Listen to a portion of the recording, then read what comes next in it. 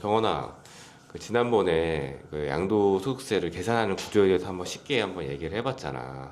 아, 그때 그 양도세 그거 쉽게 이해해보자. 그 결과적으로 다시 한번 조금 정리를 해보면 받는 돈 양도가에 그냥 들어온 돈. 들어오는 돈이 양도가액이고 나가는 돈이 처음에 집을 샀을 때 취득가액인 거고 그 다음에 뭐 그 중간 과정에 이제 여러 가지 필요 경비들이 있는 거잖아. 뭐 근데 그 필요 경비를 조금씩 얘기를 해보면은 뭐 취득할 때 뭐 부동산 중개 수수료도 있는 거고 그다음에 취득세도 있는 거고 그치. 그다음에 뭐 여러 가지 다른 뭐 재산세 같은 세금들도 있는 거고 집을 살 때 돈을 빌렸으면 주택담보대출에 대한 뭐 이자 비용도 있는 거고 그치. 그리고 이제 팔 때 또 이제 복비가 또 있는 거고 그리고 집을 샀을 때 인테리어 비용도 있는 거잖아. 아, 근데 말 많아. 어쨌든 나가는 게 많아. 나가는 게 돈, 그래, 많아. 집을 사고 파면 하여튼 돈이 진짜 많이 나가. 근데 이 중에서 어떤 거를 이제 그 경비로 인정을 받아갖고 지난번에 얘기한 것처럼 좀 집을 사고 팔았을 때 양도소득세를 내야 되는데 이거를 줄일 수 있는 필요 경비로 인정받을 수 있는지 좀 한번 물어보려고 해. 아, 그러니까 질문하는데 1분 30분 걸렸어. 그래서 이거 되게 길어졌네. 그러니까 어쨌든 나가는 게 이래. 이 형이 지금 집을 사고 최근에 집을 사고 파니까 지금 괜히 궁금해갖고. 근데 어쨌든 나가는 게 많은데 그 중에 어디까지가 인정이 되고 어디까지가 인정이 안 되는지에 대해서 좀 얘기를 해보자. 맞는 라는 얘기잖아. 너무 간단하게 요약해 버리는데 저 허무한데. 분량 채워야 되니까. 그럼 뭐라도 해야지. 그래서 근데- 한번 이번에 집을 한번 사고 팔아 보니까는 생각보다 인테리어 비용이 진짜 비싸. 인테리어비 많이 비싸죠. 그리고 더 많이 올라갔을 걸. 내가 남양주로 이사 갔을 때가 19년인데 지금 6년 가까이 지났잖아. 6년째 돼가지 5년 딱 채웠는데 그때부터 지금까지 인테리어 비용이 거의 한 20-30%에서 50% 가까이까지 올랐다는 얘기를 들었어. 왜냐하면 내가 그때 평당 100 정도로 했는데 지금은 뭐 평당 150 정도는 줘야지 그래도 모양새 있는 인테리어가 된다 라는 얘기를 들었고, 아까 얘기한 것 중에 이자 비용도 얘기했어서 근데 많은 분들이 10분 상담하면 한 3분 정도가 오해하고 계신 부분이 있는데, 이자는 금융비용, 그러니까 내가 이 집을 샀을 때 대출을 받고 그 다음에 이자를 낸 거, 그게 비용 처리가 된다라고 생각하시는 분들이 있어. 근데 이자와 대출은 비용과는 관계가 없어요. 요거는 좀 짚고 넘어가야 될 것 같아. 그리고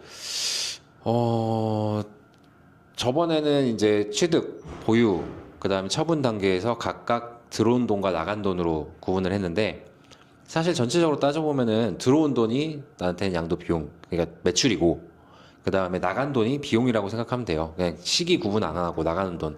그 나가는 돈을 이제 하나하나 좀 정리를 하자면은 취득 시기에 나가는 돈이 취득세, 법무사 비용, 중개사 비용 정도가 될 거고, 대표적으로는. 그 다음에 취득이 끝나고 나서 이제부터는 인테리어라든가 보수라든가 이런 걸 하는 게 이제 보유 단계에서 나가는 비용이고, 그리고 그 처분 단계에서 나가는 비용은 세무사 비용 나가죠. 그 다음에 중개 수수료. 사실 더 들어가면은 취득 단계에서는 분쟁이 있을 수가 있어요. 나는 경매 받았거든, 집을. 경매 같은 경우는 명도 비용 같은 것도 만약에 들어가. 이 사람 일단 내보내야지 내가 들어갈 거 아니야. 난 사실 내 집 사고 나서 이 전 주인이 한 2년 정도를 주민등록을 안 바꿨어. 나랑 동거하고 있는 걸로 계속 돼 있는 거야. 그래서 나중에 구청에다 신청해가지고 좀 내보내 주세요. 이 사람 전 주인이고 오랫동안 안 살았어요. 라고 했는데 그런 비용도 있을 수 있어요. 그게 심하게 들어가면 소송이 될 수가 있고. 내 집인데 그냥 나는 이 집에서 안 나갈 거야. 그리고 배짱 튕기고 버티고 있는 사람이 있을 수 있어. 그런 비용도 이제 따지고 보면 더 깊게 들어가는 건데, 대표적으로 일반적인 상황에서는 그런 비용은 발생 안 하니까 무시하고, 그 다음에 인테리어 비용도 물어봤잖아요. 인테리어 비용은 이제 좀 깊게 들어가자고 하면 수익적 지출과 자본적 지출이라는 전문 용어로 나뉘게 돼요. 근데 이제 보통 자본적 지출이라고 한다고 하면은 그때 내가 설명할 때 내용 연수 증가, 그 다음에 이용 편의, 그리고 그다음 그 계량 이런 것들을 얘기했어요. 가치 증가, 그런 것들을 얘기했는데 그 세네 단어, 가치 증가, 내용 연수 증가, 그다음에 이용 계량 편의, 그 세 단어만 딱 그 염두를 해두고 구분하면은 비용 구분이 좀 쉬워져요. 예를 들어서 벽지 장판 교체, 뭐 그 문짝 같은 거 그냥 교체. 그러니까 원래 문은 원래 달려 있는 거야. 근데 이게 막 문이 갈라지고 막 삐걱거리고 그래. 그래서 그걸 교체했어. 원상복구 시킨 거잖아. 오래돼서 원상복구 시킨 거지. 이건 가치 증가한 건 사실 아니야. 그 측면에서 생각하면 그 좀 구분하는 게 명확해지잖아요. 근데 샤시 같은 경우는 옛날 집하고 지금 집하고 딱 보면은 지금 샤시 좋아. 보온 뭐 방열이라고 하나? 뭐 하여튼 보온도 잘 되고 단열 뭐 단열이라고 하지. 그것도 잘 되고 샤시도 옛날 그 삐걱거리는 그 쇠 덩어리 샤시에서 좀 알루미늄 좋은 거라든가 아니면은 무게감 있고 아니면은 플라스틱 같은 걸로 PVC라고 하나? 그걸로 좀 깔끔하게 되는 그런 걸로 교체하면은 요거는 가치 증가로 볼 수 있어요. 그리고 확장 공사. 베란다 뜯어가지고 밑에다가 이제 온열 깔고 온열이라고 하나? 온돌 그 따뜻한 거 깔고 그리고 확장 공사하든가 아니면 구조를 바꾼다든가 그런 것들은 이제 가치 증가라든가 내용연수 증가라고 볼 수가 있겠죠. 내가 거기서 질문을 할 게 있었어. 그렇게 이제 생각을 얘기하는 것대로 이제 이야기를 하다 보면은 그러면은 결국에는 이제 인테리어 이제 한 공사 내역하고 영수증을 받을 때 이 내역을 그러면 나눠서 받아야 된다는 얘기가 되잖아. 그러면 그 내역을 따져갖고 이렇게 뭐 비용 처리가 되는 부분이 있고 비용 처리가 안 되는 부분이 있는 거잖아. 정확하게 얘기를 하다 보면은. 하지만 이제 사실 인테리어 사장님들도 다 성향이 있고 스타일이 있는 거잖아. 근데 뭐 예를 들어서 내가 인테리어 공사를 예전에 했었는데 인테리어 공사에 관련된 이런 내역을 잘 자세하게 나누는 걸 못 받았어. 그래서 막 그 내역서를 이렇게 자세히 못 받고 거의 뭐 예를 들어서 뭐 그냥 간단하게 정말 극단적으로 단순화해서 한 줄로 인테리어 공사비 뭐 5천만 원 이렇게 내역 갖고 영수증을 받아버렸어. 그러면은 이거는 경비를 인정 못 받는 거야? 자, 일단은 현실적인 부분까지 생각을 해서 뭐 내 추측도 어느 정도 들어가고 해서 그것까지 다 복합해서 얘기를 해줄게요. 일단은 원칙적으로는 인테리어를 내가 받으면 뭐 그쪽에서 어떻게 줄지 모르겠지만 기본적으로는 공사 내역서라고 해서 어느 공사 얼마, 어느 공사 얼마, 어느 공사 얼마 뭐 더 세부적으로 들어가면 인건비 얼마, 자재비 얼마 이런 식까지 주시는 분도 있고 그냥 어느 공사비 얼마 정도만 적어 주시는 분들도 있어요. 그 서류와 인테리어 계약서, 총 금액 얼마, 계약금 얼마 이렇게 계약서 정도의 서류는 당연히 줘요. 안 받는 경우도 있을 수 있는데 그분들은 어쨌든 줘. 근데 이게 들어갔을 때 자, 거기 내역에 만약에 이게 없다라고 한다. 그러면 적어도 송금 내역이라도 있어야지 인정을 받을 수 있어. 내가 인테리어 아니 집 사고 나서 상식적으로 항상 내가 상식 얘기하잖아. 상식적으로 내가 집을 사고 나서 바로 한 5천만 원이 나갔어. 그리고 그게 딱 보면 어떤 업체라든가 사람 이름이야. 난 기억하잖아. 이거 인테리어 비용이다. 그 정도 송금 내역 정도는 있어야지 어느 정도 주장해 볼 수 있고 사실 막말로다가 계약서 없어. 그럼 그분한테 다시 가서 계약서만 다시 좀 써주세요. 아니면 공사 내역서라도 써주세요. 그럼 써주셔.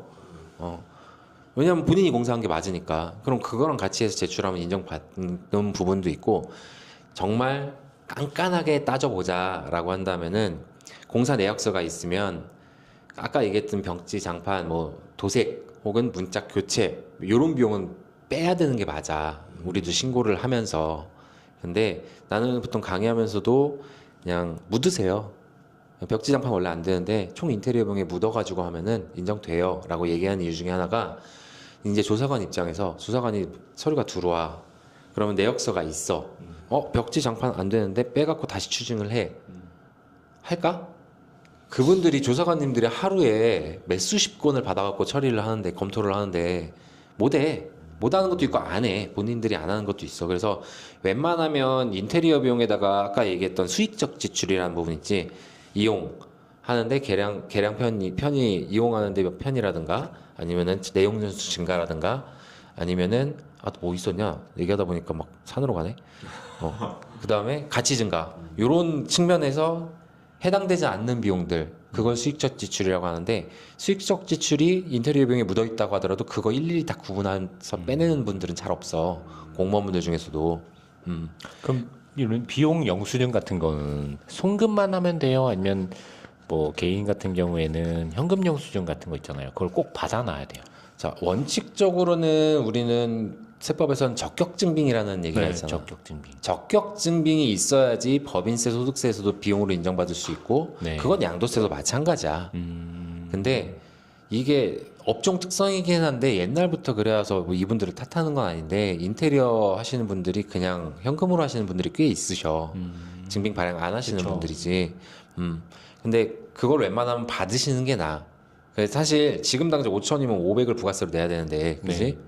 근데 뭐 따져보면은 나중에 어떻게 될지 모르지만 지금 500 부가세 내는 비용의 몇십 프로가 나한테는 양도세 비용으로 인정되는 거야. 네.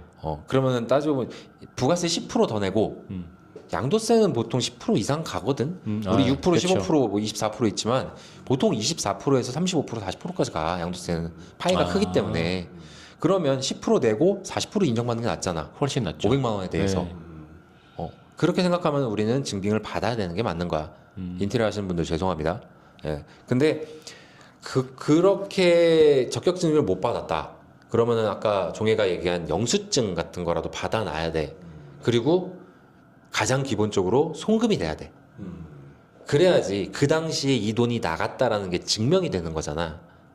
아까 뭐 차용증 얘기할 때도 송금을 하셔라 무조건 이체 내역을 남겨라 라고 말씀드리는 이유와 맥락이 같은 맥락이야. 그래서 그 정도 증빙은 있어야지 우리가 비용으로 인정받을 수 있다. 오늘은 그 정도까지 얘기하면 될 것 같은데요.